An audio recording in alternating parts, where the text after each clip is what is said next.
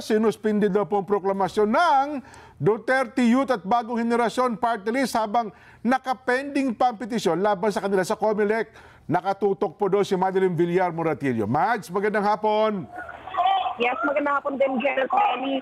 Sa ngayon ay katatapos lang ng ginawang proklamasyon sa mga nanalong party list group. Ngayon ay nasa stage yung mga kinatawan ng mga party list group para sa kanilang class features sama yung mga miyembro ng National Board of Canvassers.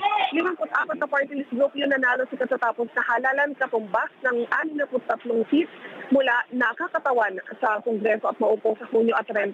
Pero 54 sa kanila, o sa 54 na ito ay 52 party list group lang yun na iproklama ngayong hapon matapos na suspendihan yung proklamasyon para sa dalawang party list group. Yan yung sa Duterte Youth Party List Group at sa Bagong Henerasyon Party List.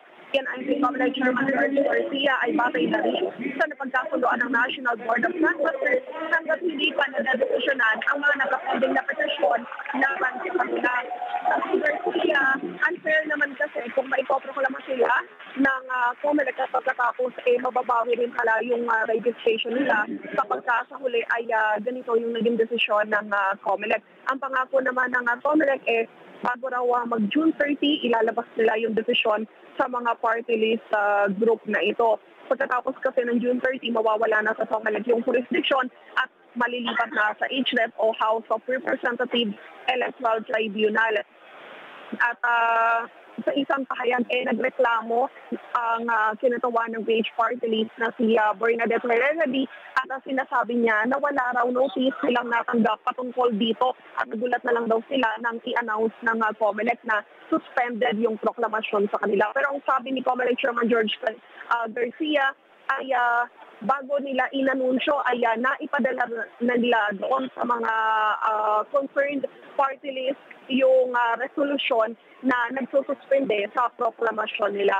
Kahapon na ibigay naman yung mga invitation at napasabihan na sila na wag na lang mapunta rito dahil nga sa hindi naman sila kasama sa mga ipoproklama. So yan ang kasalukuyang sitwasyon mula dito sa 10th City sa Manila Hotel. Balik sa inyo, Janet. Mads, meron bang particular na complaint? Una, doon sa Duterte Youth. Pangalawa, doon sa BH Party List. Yung sa Duterte Youth Party List, alam mo, nagulat tayo kasi 2019 pa pala yung petisyon laban sa kanila na i-file. Kaya, ano na ngayon, 2025.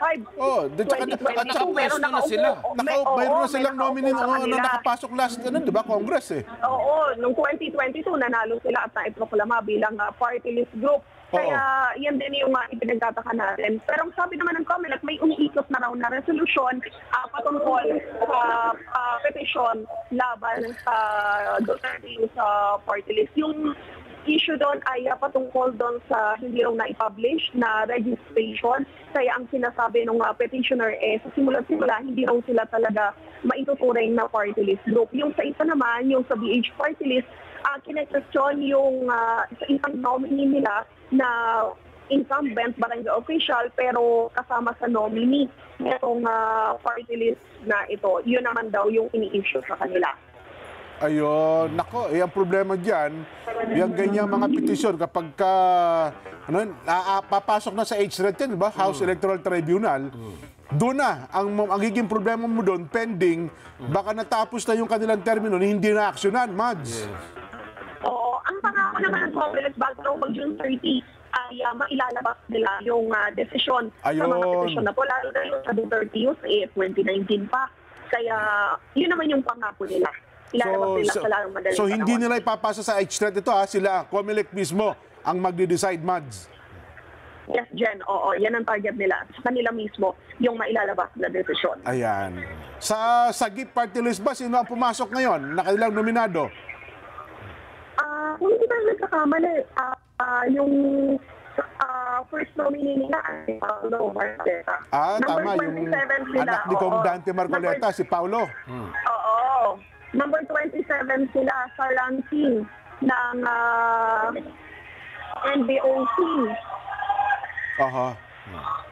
Ang kanilang nakuwang percentage ay 0.97% o kakubas ng 405,297. Ayan. So, kumpleto yung 63 minus yung yung apat, yung Duterte Youth at saka yung BH. Pag sinama sila, 63 lahat 'yon na mga naiproklama.